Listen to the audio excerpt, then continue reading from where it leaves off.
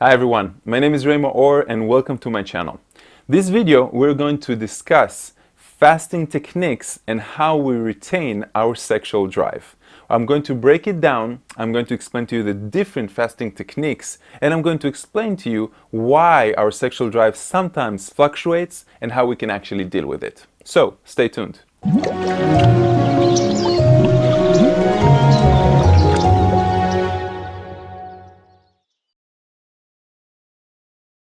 If you are watching this video and you are already subscribed to this channel, then you probably understand that there's quite a lot of things to know about fasting. It is about the preparation for the fast itself, it's about the different techniques in the fast, what we can and can't do, and it's about breaking the fast in a very, very efficient and safe and healthy way. So some of my students and some of my followers have been asking about this drop in sexual drive. And this drop can actually happen because of two reasons. The first reason is the physical reason. In other words, when we are fasting, the body actually slows down. The metabolism slows down, and what happens is that there is a drop in the blood pressure, especially if you already had blood pressure issues. And of course, for men to get an erection, then you need blood pressure in order to push that blood up your thingy. and that's a problem. Now, if you're a practitioner of fasting for many, many years and you're fasting for not a long duration, up to about 2 or 3 days, and depending if your fast is a dry fast, it's a wet fast, a juice fast, all of those are variables in how much it's going to influence on you. The second reason why there's less of a drive, and this is a little bit more of the spiritual level or the vibration level. Well, what happens when we are fasting is that we're not putting in anything that is out of the material world. If you understand a little bit more about the ascension process and the things that are happening in the world, right now we are shifting our consciousness, which is already capable of shifting according to the state of mind we are in, according to the way that we feel. When we are meditating, then we are shifting to a higher vibration. When we are sleeping, our consciousness is shifting to the astral plane, which our brain actually translates into symbols from our own, existence, from our own reality and stuff like that. So when we are fasting, we are less in the physical because we are less eating. There are less obstacles inside our body, and therefore we are slowly raising our vibration. Now, for a man, raising his vibration means that he is stepping a little bit out of masculinity and a little bit into femininity. Because when we are moving from the 3D, and a higher vibration, we're actually moving into a non-dual existence.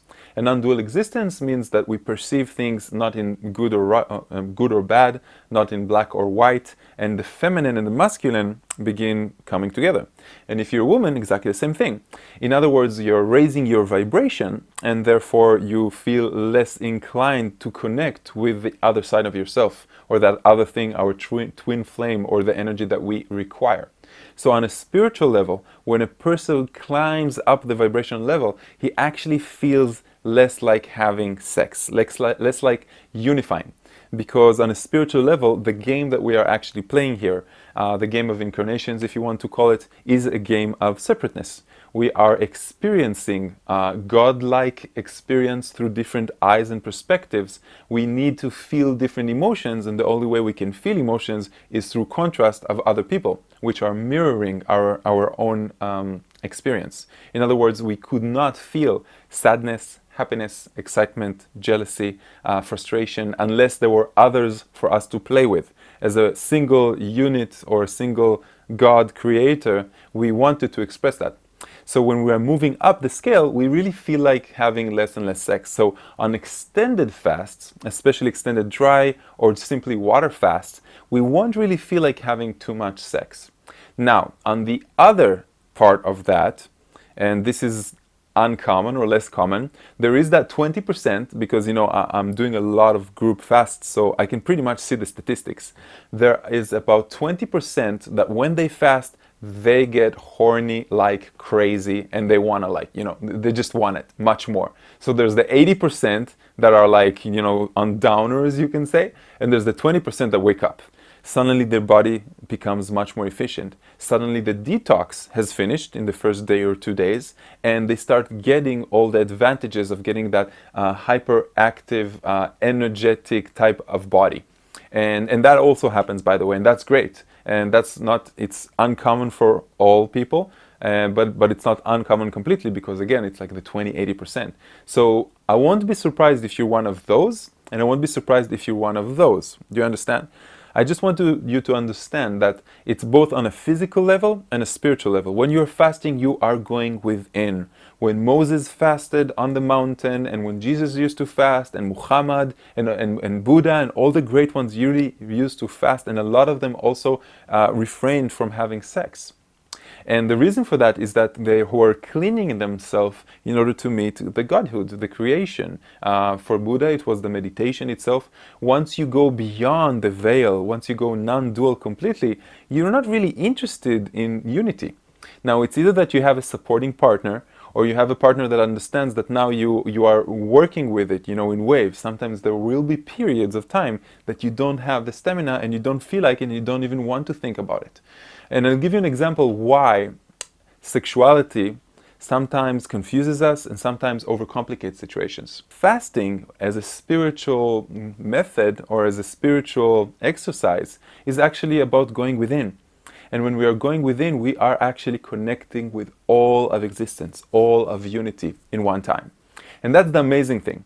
So like we said, there's two reasons why it happens. Now, what can we do with it? Or what type of exercises can we do if we do want to?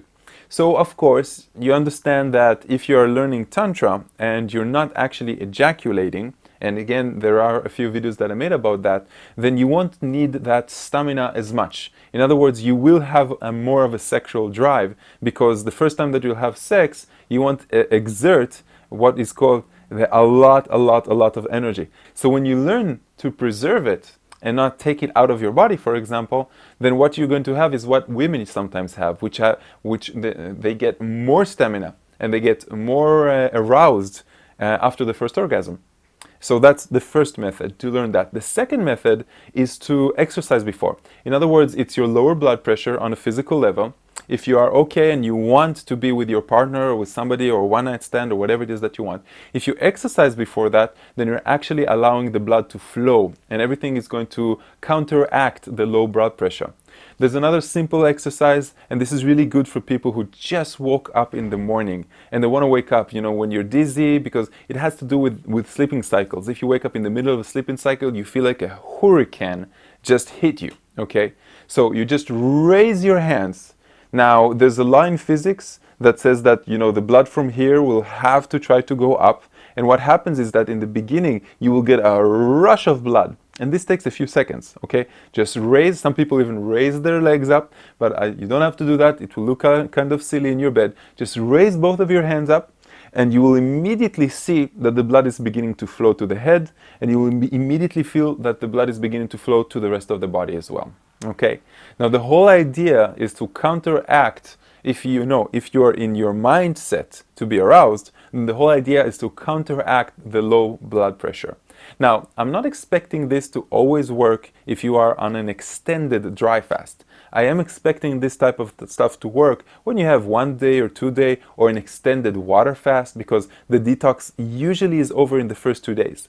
I wouldn't expect you to feel like you really want to be aroused in the first couple of days if you're not a regular fasting practitioner. In other words, if you're not used to it, the detox might be hard for you.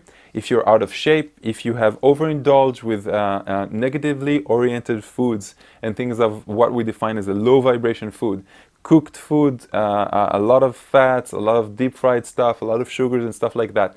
If you're on a really healthy diet and you're a healthy person, maybe none of this even is supposed to affect you in some way. Do you understand? And if you're really used to fast, like I am, then it doesn't affect you. You might start feeling these symptoms only after 3 days instead of after half a day or 1 day or something like that. So I hope all of this helps you out. And I want you to not be afraid, or don't disallow yourself to fast because of these reasons. It's all about the experience itself. Get out of YouTube, make yourself a note, write a date on it that is within the close proximity, like within the week, and do a 24-hour fast. And from now on, when you do the 24-hour fast, review my videos. I have videos about motivational in fasting, why do I have cravings, how do I deal with them, how do I get rid of the hunger and stuff like that. There's quite a lot of things to know, and this will motivate you. But once you do that one time, try to make it into a habit, because in the beginning, you don't understand how much toxins you have accumulated your whole life from antibiotics, toxins from the different medicine that you took, from stress, from stuff like that. And you can't push it all out in once. It's really, really hard. We do that in the initiations, and it takes about a week and a half. So if you're fasting just 24 hours, intermittent fasting or dry fasting or water fasting, you're only going to clean up the top floor, you know, and then you have another floor, another floor, another floor, until you become pristine, until you become completely super clean. Very much for staying all the way to the end. On the screen, I'm going to put one video that I'm going to recommend to you from my YouTube channel, and another one that YouTube is probably going to recommend to you. If you want more of my stuff, go to my website, raymore.com, sign up for my newsletter, and check out my schedule where I go in different countries in every month or 2 months to teach one of the breatharian initiations, the more profound life-changing experiences a person can actually experience. So, thank you very much, my friends, and I will see you in my next video. Namaste.